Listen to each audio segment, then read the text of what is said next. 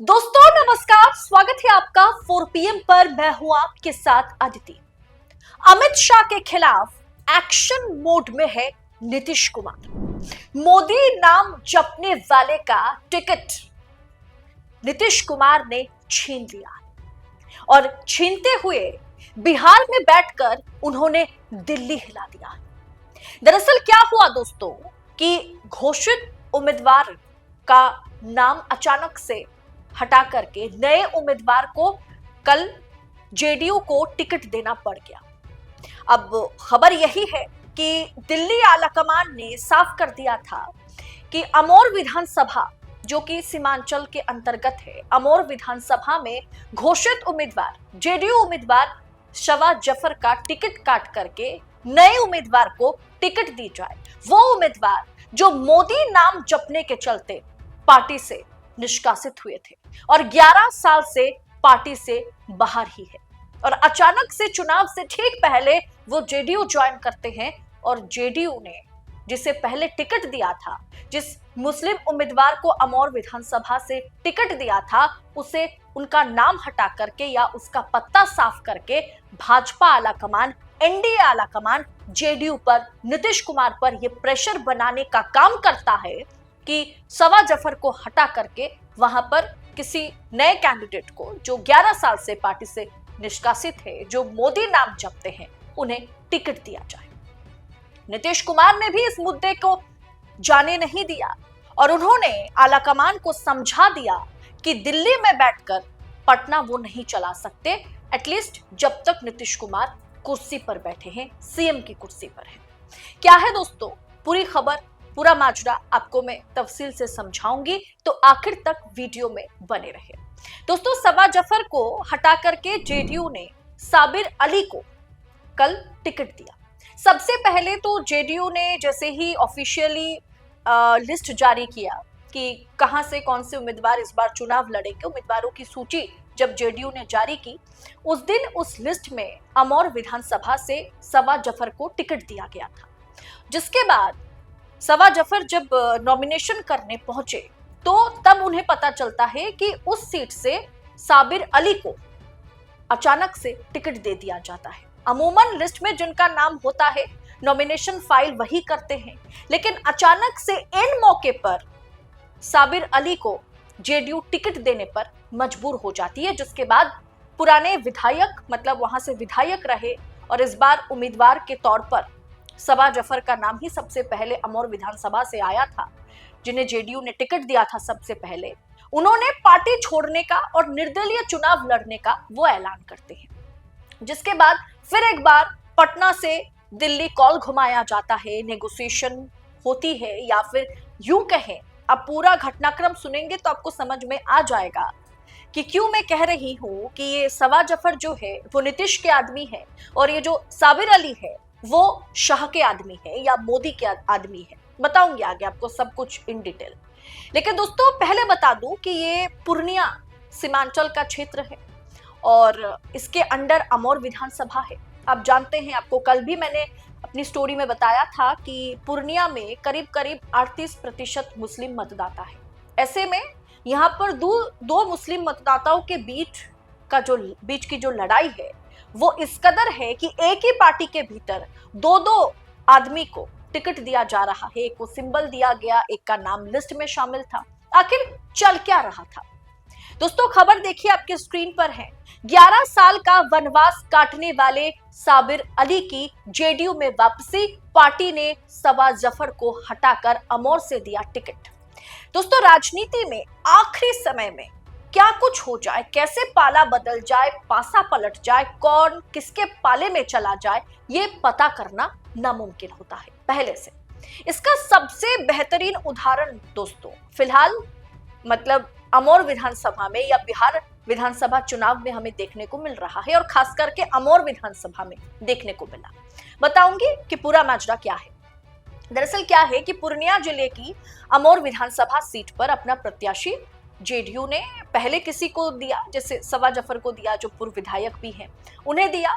Nomination के वक्त पता चलता है कि उनको हटा करके साबिर अली को यह सीट दे दिया गया, और अब खबर ये आ रही है, आपकी स्क्रीन पर खबर देखिए कि नीतीश के जेडीयू में अजब गजब।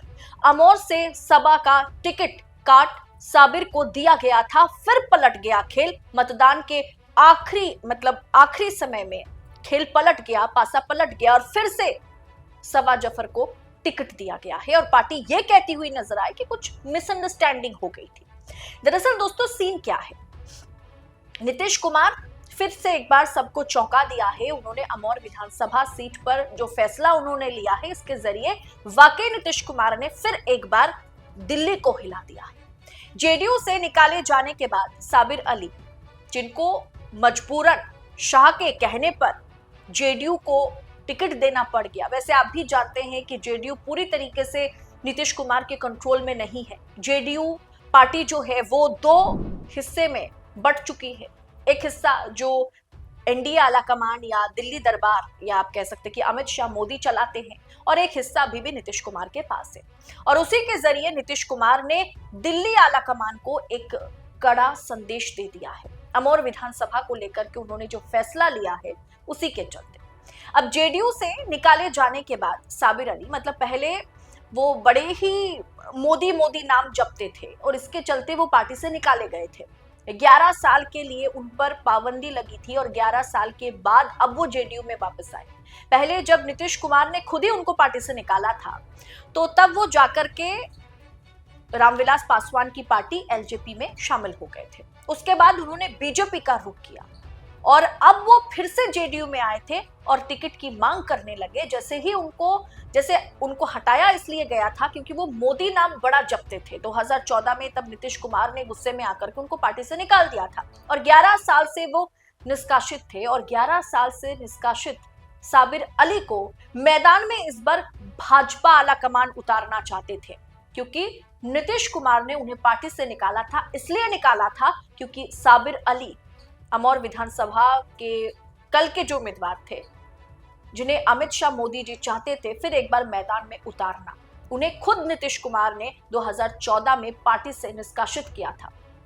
अब दोस्तों इसी के चलते कल सवा जफर, जो कि नीतीश कुमार के आदमी माने जाते हैं, अमौर से पहले विधायक भी रहे, उस सवा जफर का टिकट काटा गया और जिनके जगह पर साबिर अली को प्रत्याशी के तौर पर अमौर विधानसभा की सीट दे दी गई।